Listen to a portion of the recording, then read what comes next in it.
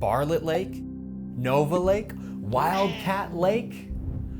I think we're just about out of lakes here, and actually these lakes might not be big enough. I think we're gonna have to start going to oceans. Let's do the Pacific Ocean Lake, or Atlantic Ocean Lake. I don't know. Intel, we're gonna have to do something bigger here. We have news today about Bartlett Lake, a 12 P-core Intel CPU. LGA 1700 lives on. Intel is Intel is coming after the haters, man. I mean, dead platform this, dead platform that. Well, not anymore. LGA 1700 is getting a new 12 P-core CPU called Bartlett Lake, officially confirmed by Intel. Guys, we gotta talk. They are giving people stuck on 12th, 13th, and 14th gen a worthy successor with only P-cores, 12 full P-cores, 24 threads. Yes, this does have hyper-threading. I know what you're thinking. Isn't that platform dead? I mean, how much more performance can we really get out of this older platform and on this Intel 7 node that's pretty much at its limit when it comes to power draw? Well, guys, I think it all comes down to how well this thing overclocks and how well Raptor Lake can perform without the E-cores. I mean, guys, think about it. 12 total P-cores all on one ring bus that is not limited and brought down by E-cores.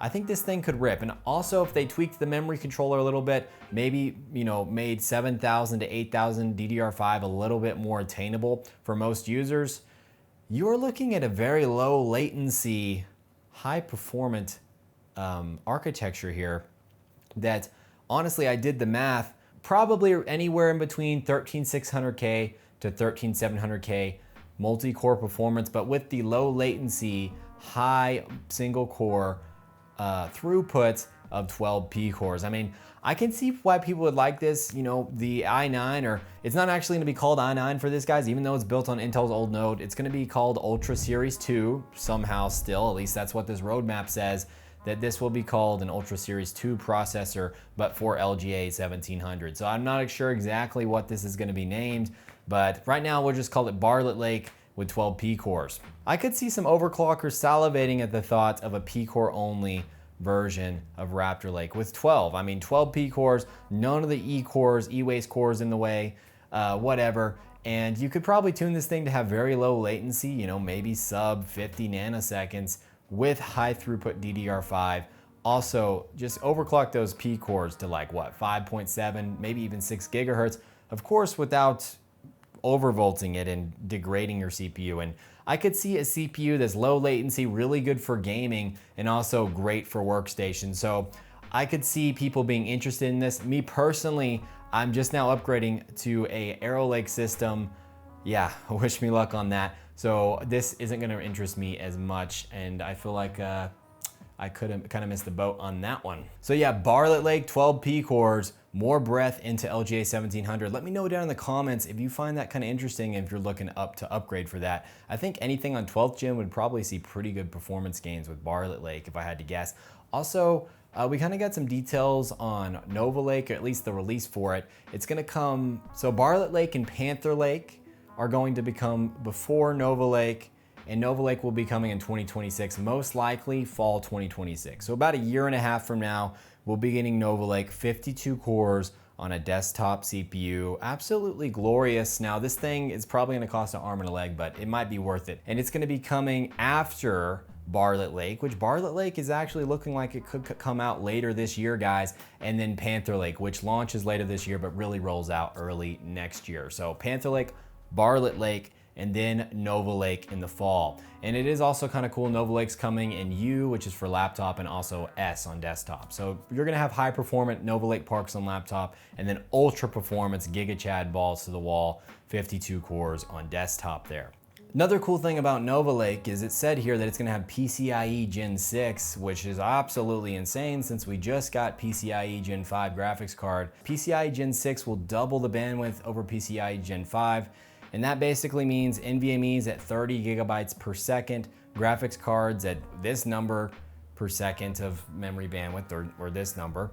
And yeah, absolutely insane there. insane speeds with PCIe Gen 6, and then DDR6 may also come with Nova Lake. I'm not sure about that one though, and I know DDR6 is gonna top out around 14 or 15,000 mega transfers per second, so absolutely crazy speeds with DDR6 there, and PCIe Gen 6 on Nova Lake. So Nova Lake seems like definitely the platform you're gonna wanna wait for if you're a workstation user. Now this next part is something I've actually been waiting for as a home server enthusiast myself, and I'm sure many of you will find this pretty interesting.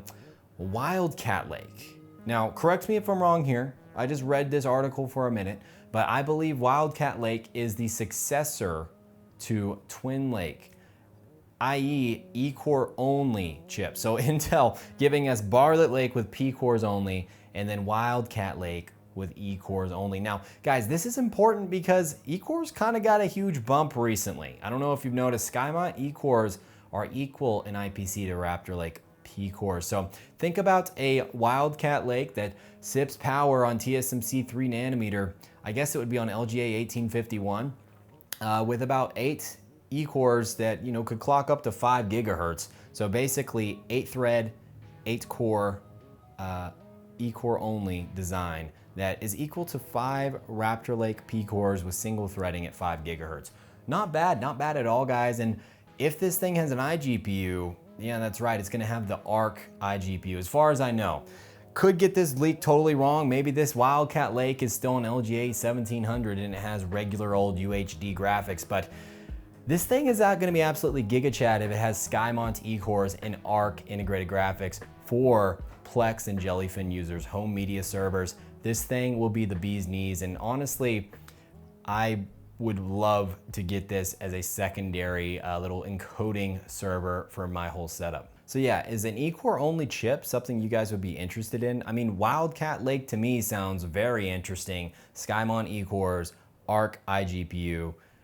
Yeah, that's basically Giga Ultimate low power server for probably not a whole lot of money if I had to guess, guys. This is also kind of for home server users. It's pretty cool. It's a new Intel PCIe Ethernet card. So it has 25 gigabit Ethernet. It actually has dual slot of 25 gigabit Ethernet. It's codenamed Goldville, and it also has 4 slots of 10 gig Ethernet. So if you need some sort of connection to your Twin Lake media server with dual 25 gigabit Ethernet and then quad 10 gig, Intel's got you covered. Goldville. Looking forward to it, I guess next year sometime.